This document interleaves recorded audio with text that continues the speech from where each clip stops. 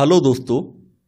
आज हम लोग क्लास 6 एनसीईआरटी पॉलिटी का चौथा अध्याय लोकतांत्रिक सरकार के मुख्य तत्व पढ़ने वाले हैं। इससे पहले हम लोगों ने तीसरे अध्याय में सरकार के बारे में जाना था। वहाँ पर हमने सरकार के प्रकारों के बारे में पढ़ा था कि सरकार जो है दो प्रकार की होती है।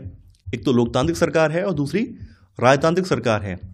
राजतांत्रिक सरकार में जो शासन व्यवस्था है वो राजा या रानी के अधीन होती है। राजा या रानी यहाँ पर शासन चलाते हैं और ये जो भी निर्णय लेते हैं या जो भी काम करते हैं उसके लिए जनता के प्रति उत्तरदायी नहीं होते हैं, यानी ये अपने निर्णयों या कामों के लिए जनता को जवाब नहीं देते हैं। वहीं जो लोकतांत्रिक व्यवस्था है, लोकतांत्रिक व्यवस्था में जनता अपने अपने जनप्रतिनिधियों का चुनाव करती है और ये जनप्रतिनिधि जो है आगे जाकर जनता की ओर से डिसीजन लेते हैं। ये जो भी काम करते हैं या जो भी निर्णय लेते हैं उन सब की जवाबदेही होती है, उसका जवाब इन्हें जनता को देना पड़ता है। तो वर्तमान संदर्भ में जो लोकतांत्रिक व्यवस्था है इसको एक आदर्श व्यवस्था माना जाता है, इसको जनता के हित वाली व्यवस्था माना जाता है। तो किसी भी देश में लोकतंत्र की सफलता के लिए कुछ पैमाने हैं। अगर वो सभी कसौटियां पूरी हो रही हैं तो इसका मतलब ये है कि वहाँ की व्यवस्था सफल लोकतांत्रिक व्यवस्था है। तो सबसे पहले लोगों की भागीदारी। देखिए, आप लोगों के साथ एक कहानी मैं शेयर करना चाहूँगा। आपको याद होगा कि जिस समय स्टार्टिंग में आज से 100-150 साल पहले जब लोकतंत्र के विचार दुनिया भर में प्रसारित हो रहे थे, लोकतंत्रों की स्थापना हो रही थी, तो आरंभ में आपने पढ़ा होगा कि उस समय वोट डालने का अधिकार बहुत सीमित था। उस समय केवल कुछ चुनिंदा पढ़े लिखे लोग या फिर जो कुलीन वर्ग के लोग हैं या फिर जिनके पास संपत्ति है, पादरी वगैरह लोग हैं, उनको वोट डालने का अधिकार था। उस समय मजदूर वर्ग को, गरीबों को, महिलाओं को वोट डालने का अधिकार नहीं था। यानी उस समय लोगों की जो भागीदारी थी सीमित थी और कुछ चुनिंदा लोग ही मिलकर अपने अपने शासकों का या जनप्रतिनिधियों का चुनाव कर रहे थे। तो उस समय के जो लोकतंत्र थे वो आदर्श लोकतंत्र की कैटेगरी में नहीं आते थे। लेकिन समय के साथ साथ जब लोगों के बीच में जन चेतना का प्रसार हुआ है, अन्य समूह भी जागरूक हुए हैं, महिलाओं ने भी अपनी आवाज़ उठाई है, तो समाज के सभी वर्गों को शामिल किया गया है। तो ऐसे करके लोकतंत्र में सार्वभौमिक वयस्क मताधिकार जोड़ दिया गया है। यानी सार्वभौमिक वयस्क मताधिकार का मतलब ये है एक निश्चित एज से ऊपर के सभी व्यक्ति, चाहे वो किसी भी जाति, किसी भी धर्म या किसी भी पृष्ठभूमि से क्यों ना आते हों, उन सबको वोट डालने का अधिकार मिले। तो ऐसे करके बाद में सार्वभौमिक वयस्क मताधिकार वाला जो कॉन्सेप्ट है वो भी इसमें जोड़ दिया गया है। फिर है समस्याओं का समाधान। देखिए, किसी भी देश में वहाँ के जो भी समुदाय हैं, चाहे वो किसी भी जाति, धर्म, वर्ग से आते हों, वो सभी ये चाहते हैं उनकी समस्याओं का समाधान हो। इसके अलावा समानता और न्याय के जो विचार हैं ये प्रसारित होने चाहिए, तभी किसी देश के लोकतंत्र को सफल लोकतंत्र माना जाता है। तो सबसे पहले बात करते हैं यहाँ पे भागीदारी की, पार्टिसिपेशन की। देखिए, जैसा कि मैंने आपको बताया था, लोकतंत्र का मतलब है कि लोगों के द्वारा चुनी हुई व्यवस्था। तो लोकतंत्र में लोग ही अपने अपने जो भी शासक हैं या जनप्रतिनिधि हैं उनका चुनाव करते हैं। तो यहाँ पर जो प्रक्रिया है वो चुनाव के माध्यम से संपन्न होती है और चुनाव जो है एक निश्चित समय अंतराल पर करवाए जाते हैं। जैसे अगर हम भारत की बात करें तो भारत में हर 5 साल के बाद चुनाव होते हैं। तो यहाँ पर लोकतंत्र में क्या करते हैं लोग, चुनाव के माध्यम से अपना जो वोट है वो देकर अपने अपने प्रतिनिधियों का चुनाव करते हैं। आप लोगों को पता ही होगा कि लोकतांत्रिक व्यवस्था को प्रतिनिधि लोकतंत्र भी कहा जाता है, क्योंकि यहाँ पे जनता सीधे तौर पर शासन व्यवस्था में शामिल नहीं होती है, बल्कि अपने अपने क्षेत्र से प्रतिनिधियों का चुनाव करती है और वो प्रतिनिधि जो है आगे जाकर सरकार का गठन करते हैं और जनता की ओर से डिसीजन लेते हैं। तो लोकतंत्र में लोग क्या करते हैं, चुनाव में वोट देकर अपने प्रतिनिधि चुनते हैं और ये प्रतिनिधि ही लोगों की तरफ से निर्णय लेते हैं। जैसा कि आप लोग जानते हैं कि हमारे भारत में जो व्यवस्था है उस व्यवस्था के तहत कोई भी जो गवर्नमेंट होती है, यानी कोई भी चाहे एमपी हो, एमएलए हो या स्थानीय स्तर का कोई, चाहे पंचायत का प्रधान वगैरह हो या जो भी चुने जाते हैं 5 साल के चुने जाते हैं। यानी हमारे यहाँ पर एक निश्चित समय तय किया गया है, वो है 5 साल। इस सभी सरकारों को एक निश्चित समय के लिए चुना जाता है और भारत में ये अवधि कितनी है, 5 साल की है। अब देखिए, यहाँ पर जैसा कि आप देख पा रहे हैं केवल 5 साल के लिए चुने जाते हैं। तो 5 साल के बाद जनता के पास फिर से ऑप्शन होता है, फिर से चुनाव होते हैं। अगर मान लीजिए किसी पार्टी ने या किसी व्यक्ति ने अगर अच्छा काम नहीं किया तो जनता के पास विकल्प है, वो उसे हरा भी सकती है और नए प्रतिनिधि को चुन भी सकती है। तो यहाँ पर जनता ही सर्वोच्च है, जनता के हाथ में पूरी पावर है। तो यहाँ पर सरकार का फिर से सत्ता में बने रहना तभी संभव हो पाता है जब लोग उसे बार बार चुनें। और लोग उसे बार बार कब चुनेंगे, जब वो अच्छे काम करेगी, जनता के हित में काम करेगी। अब देखिए, नियमित चुनाव होने से सबसे बड़ा फायदा क्या होता है, नियमित चुनाव होने से ये होता है कि लोगों का जो सरकार पर नियंत्रण है वो बना रहता है। तो किसी भी आदर्श लोकतंत्र के लिए जरूरी है कि वहाँ पर सार्वभौमिक वयस्क मताधिकार हो और नियमित रूप से चुनाव होते रहें। चुनाव में किसी तरह की हेराफेरी ना हो, यानी किसी तरह की पार्शियलिटी ना हो, एकदम फेयर तरीके से चुनाव होने चाहिए। इसके अलावा भागीदारी के कुछ अन्य तरीके भी हैं। जैसे लोग समय समय पर सरकार को सचेत भी करते हैं, सरकार को अलर्ट भी करते हैं कि भाई जनता का गुस्सा आपके प्रति बढ़ रहा है, तो उसके लिए कुछ कदम भी लोग उठाते हैं। जैसे कई बार क्या होता है, सरकार मान लीजिए सत्ता में आ गई और सरकार ने जनता का सुनना बंद कर दिया, अपने मनमाने ढंग से शासन चला रही है, तो लोग सरकार के कार्यों में रुचि लेकर उसकी आलोचना करके भी अपनी भागीदारी निभाते हैं। आपने देखा होगा सोशल मीडिया के माध्यम से, आजकल तो सोशल मीडिया का दौर है, पहले लोग अखबारों में लिख लिख कर, अपने अपने नोट छाप कर, रैली कर कर, आंदोलन करके इस तरह से लोग जो है सरकार की आलोचना भी करते थे। तो इन तरीकों में क्या आ जाता है, धरने आ जाते हैं, जुलूस आ जाती हैं, हड़ताल आ जाता है, हस्ताक्षर अभियान आ जाता है, ये सभी चीज़ें आ जाती हैं। इनके जरिए जो बातें गलत हैं और न्यायसंगत नहीं है उन्हें सामने लाया जाता है। फॉर एग्जाम्पल, जैसे मान लीजिए बिजली के जो बिल हैं, बिजली का जो बिल है उसका पर यूनिट जो चार्ज है वो बढ़ा दिया सरकार ने, तो जनता आक्रोशित होगी, भाई जनता पे एकदम से बर्डन बढ़ गया, एकदम से जो है उसके खर्चे में बढ़ोतरी हो गई। तो लोग क्या करते हैं, इसका विरोध दर्ज कराने के लिए लोगों ने क्या किया, जुलूस निकाला, पोस्टर अभियान चलाया, सरकार के जो प्रतिनिधि हैं, जो भी जनता के प्रतिनिधि, उनको पत्र लिखे। तो ऐसे करके लोग जो है अपनी बात सरकार के सामने रखते हैं, सरकार पर दबाव डालते हैं और सरकार को झुकना भी पड़ता है। हाल के ही संदर्भ में अगर हम बात करें तो आपने सुना होगा, आज से 2 साल पहले जब सरकार ने कृषि कानून लागू किए थे तो किसानों ने उनका पुरजोर विरोध किया था।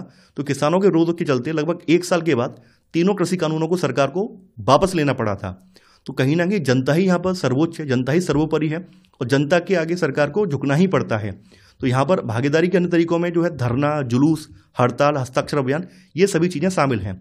इसके अलावा लोग अखबार, पत्रिकाएं और टेलीविज़न भी जो है ये जनता से जुड़े मुद्दों और सरकार की जो जिम्मेदारियां हैं या सरकार जिन जिन चीज़ों पर सरकार ध्यान नहीं दे रही है उन सभी मांगों को ये उठाते हैं।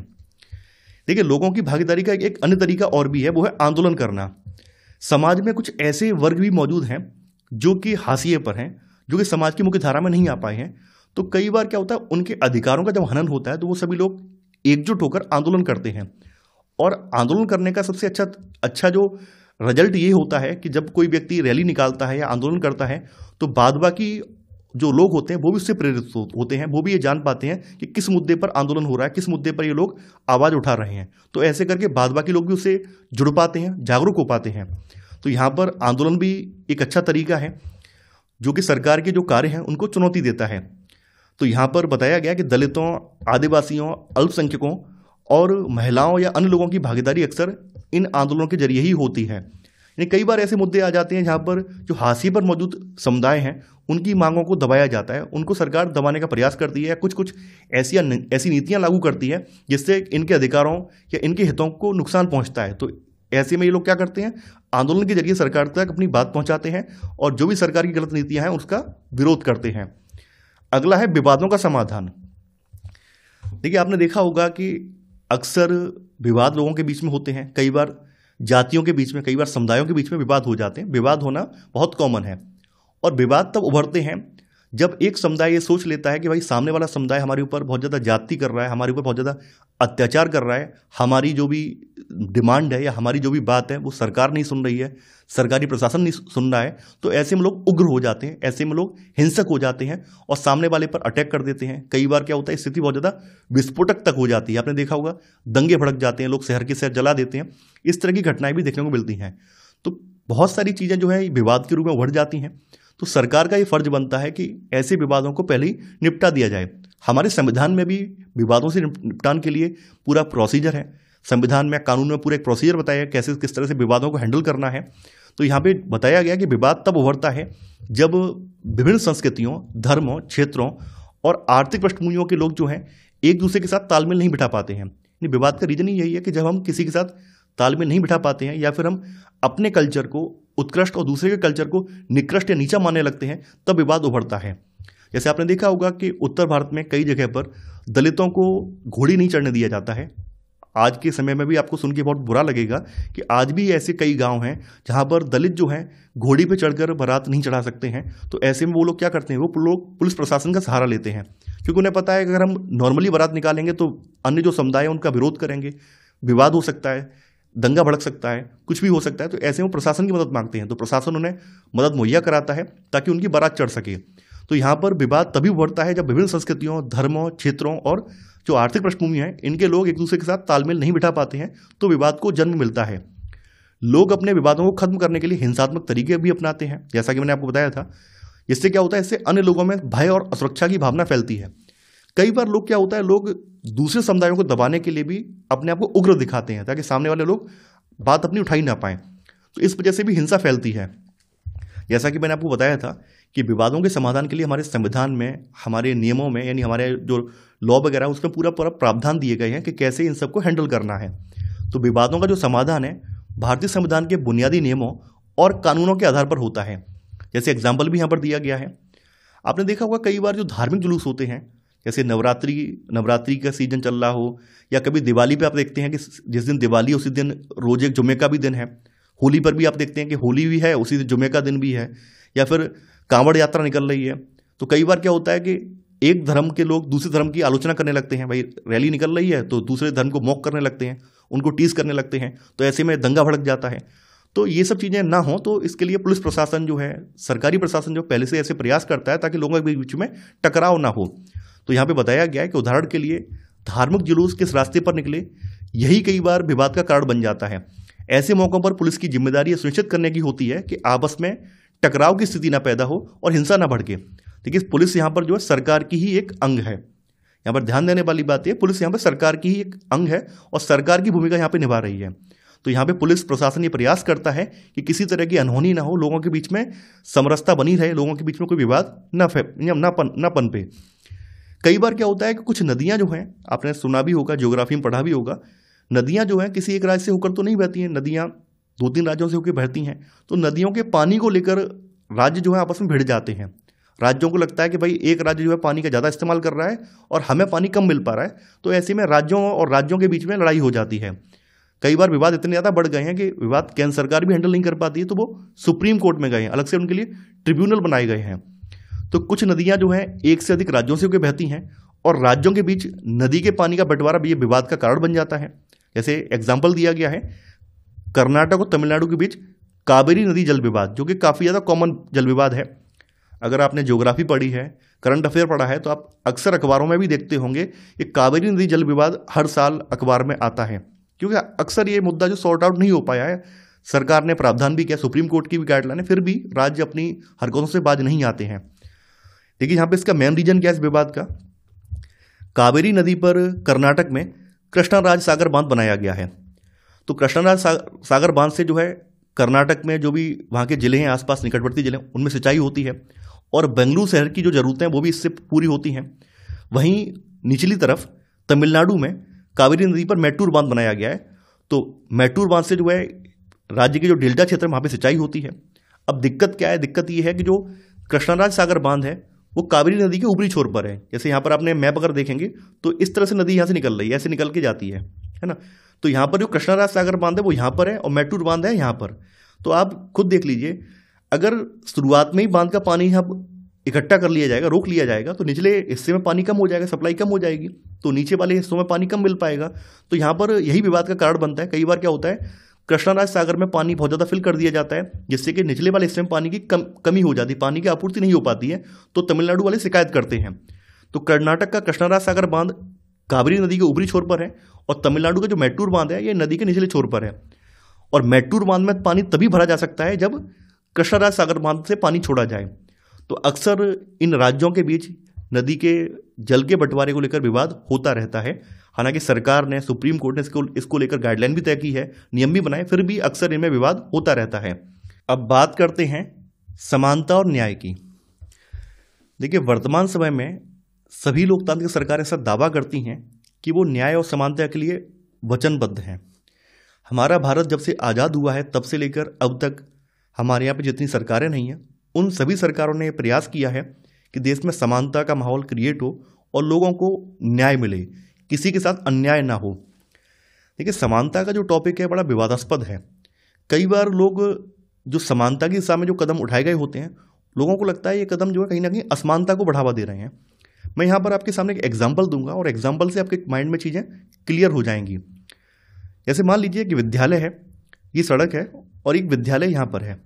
विद्यालय जो सड़क से थोड़ा ऊंचाई पर है, तो विद्यालय में अंदर प्रवेश करने के लिए यहाँ पर सीढ़ियाँ बनी हुई हैं, ये काफ़ी ज़्यादा 10-12 सीढ़ियाँ यहाँ पे बनी हुई हैं। विद्यालय में जो है 2 प्रकार के बच्चे पढ़ाई करते हैं।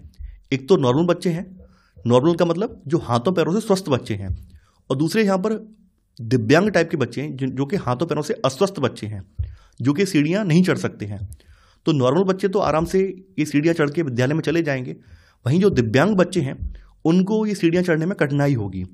तो ये भी हो सकता है कोई बच्चा अपनी हिम्मत तोड़ दे, वो कहे कि हम तो विद्यालय की सीढ़ियाँ चढ़ ही नहीं पाते हैं, तो हमारा विद्यालय जाना बेकार है। ऐसे में सरकार ऐसा प्रयास करती है ताकि जो दिव्यांग बच्चे हैं वो भी पढ़ाई ग्रहण कर सकें। तो सरकार क्या करती है, सरकार दिव्यांग बच्चों की ज़रूरतों को ध्यान में रखते हुए एक रैंप बनवाती है। रैंप का मतलब एक स्लोप नुमा, एक ढाल नुमा एक सीढ़ी तैयार कराती है, जिससे कि दिव्यांग बच्चे भी आसानी से चढ़ सकें। तो यहाँ पर सरकार के द्वारा दिव्यांग बच्चों को जो रैंप बनवा के दिया गया है, ये समानता का हनन नहीं है, बल्कि समानता स्थापित करने की दिशा में एक महत्वपूर्ण प्रयास है। क्योंकि जब दिव्यांग बच्चे और नॉर्मल बच्चे पढ़ाई कर पाएंगे तभी तो प्रतिस्पर्धा हो पाएगी।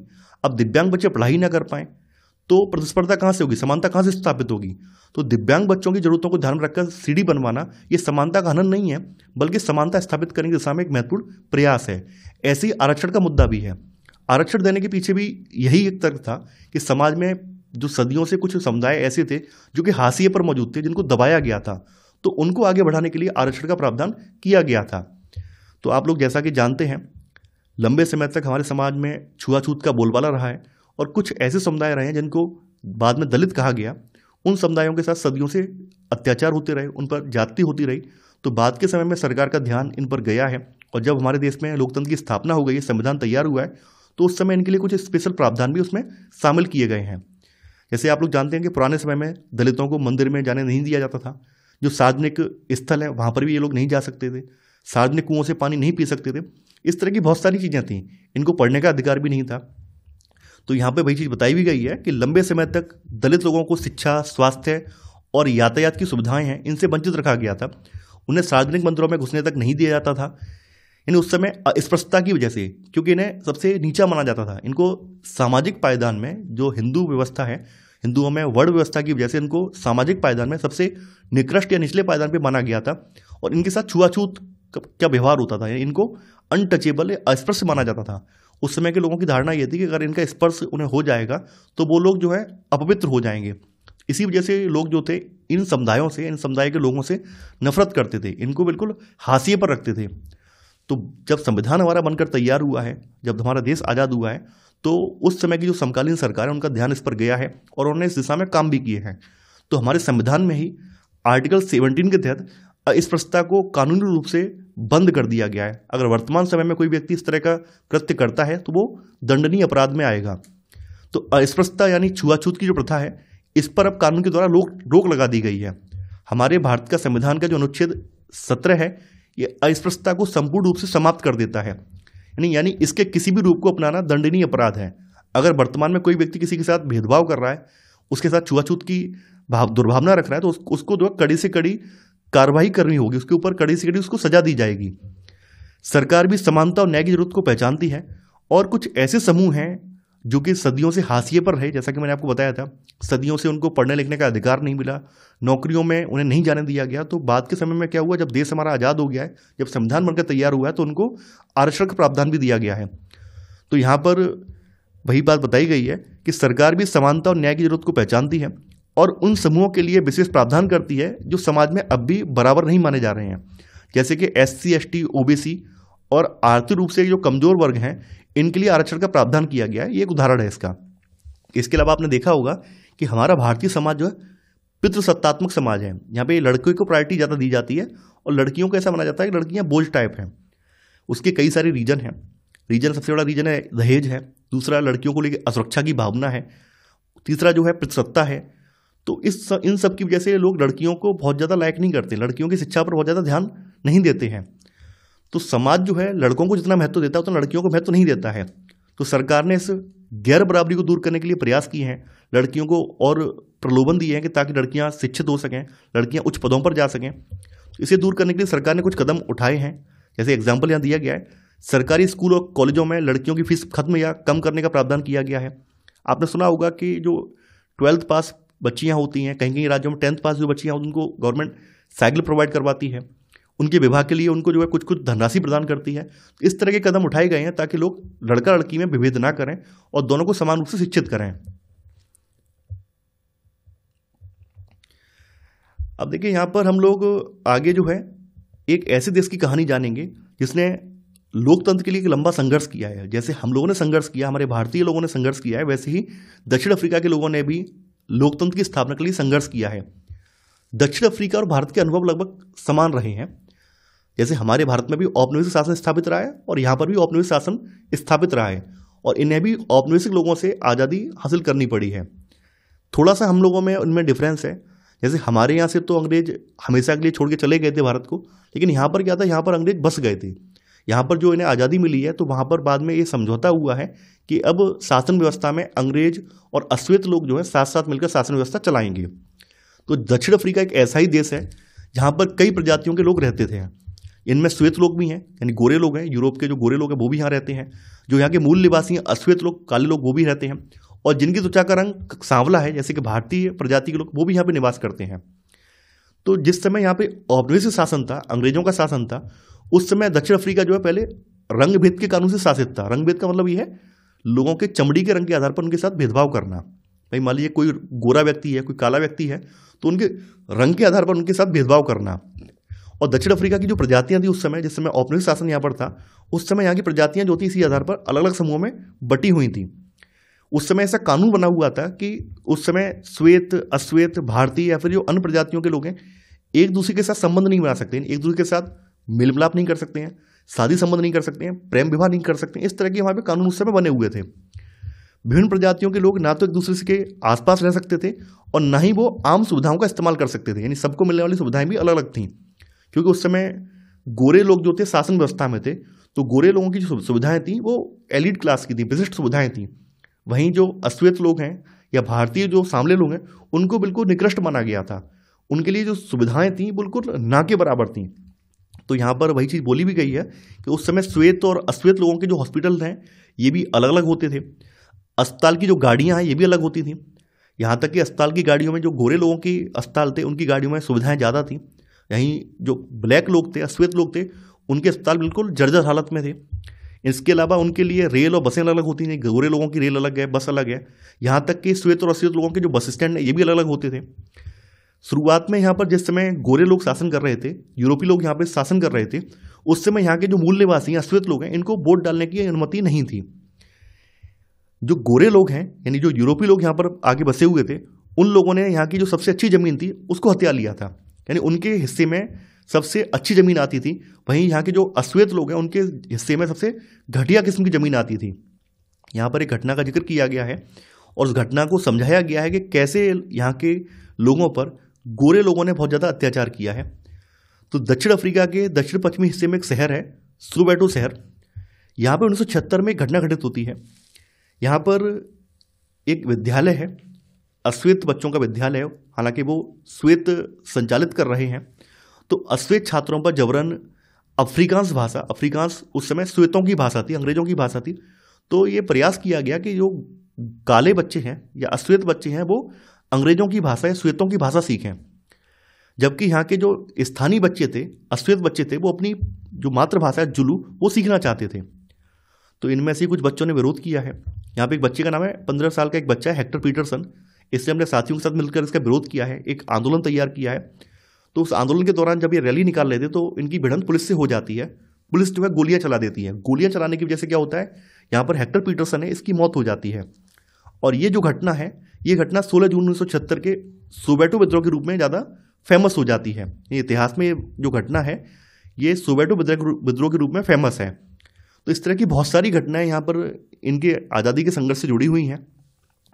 यहाँ पे सबसे जो मेन नेता हैं, जैसे हमारे यहाँ राष्ट्रपिता महात्मा गांधी बोले जाते हैं, वैसे ही यहाँ के जो सबसे मुख्य नेता हैं वो यहाँ के राष्ट्रीय कांग्रेस के नेता नेल्सन मंडेला हैं, जिन्होंने रंगभेद के खिलाफ एक लंबी लड़ाई लड़ी, एक लंबा संघर्ष किया। तकरीबन 27 साल तक इसके लिए ये जेल में भी रहे हैं। और जब ये जेल से बाहर आए हैं तो इन्होंने फिर से प्रयास किए हैं, सरकार से वार्तालाप किया है और इनके प्रयासों से अंततः 1994 में ये देश जो है लोकतांत्रिक देश बन गया। और लोकतांत्रिक देश बनने के साथ साथ यहाँ पर श्वेत लोगों के साथ साथ अश्वेत लोगों को भी बहुत सारे अधिकार दे दिए गए जो पहले श्वेत लोगों के पास मौजूद थे। तो नेल्सन मंडेला जो हैं ये दक्षिण अफ्रीका के पहले अश्वेत राष्ट्रपति थे। तो इस तरह से यहाँ पर दक्षिण अफ्रीका के बारे में आपने जान लिया, दक्षिण अफ्रीका के संघर्ष के बारे में जान लिया कि कैसे यहाँ पे लोकतंत्र की स्थापना हुई है। देखिए, इसी के साथ हमारा ये अध्याय यहाँ पर समाप्त हो जाता है और मैं आपसे फिर से कहना चाहूँगा कि आप लोग चैनल से जुड़े रहिए। अब आपको नोट्स बनाने की आवश्यकता नहीं है, आप लोग हमारे टेलीग्राम चैनल से जुड़कर वहाँ से नोट्स को परचेज कर सकते हैं। नोट्स के साथ साथ आपको इसकी जो टेस्ट सीरीज है, MCQ वाली सीरीज है, वो भी आपको साथ में मिल जाएगी। इससे आपके समय की बचत भी होगी और तैयारी भी बहुत आसान हो जाएगी। देखिए, अब आपके लेक्चर जो हैं रेगुलर आएंगे। अब तक किसी प्रॉब्लम की वजह से मैं लेक्चर नहीं ला पा रहा था, अब मैं प्रयास ये करूँगा कि आपको डेली 1 या 2 लेक्चर देखने को मिले। तो मैं आशा करता हूँ कि आपको ये वीडियो पसंद आई होगी। आप लोग इस वीडियो को लाइक और शेयर करना बिल्कुल नहीं भूलेंगे। तो आज के लिए इतना ही। Thanks for watching. जय हिंद।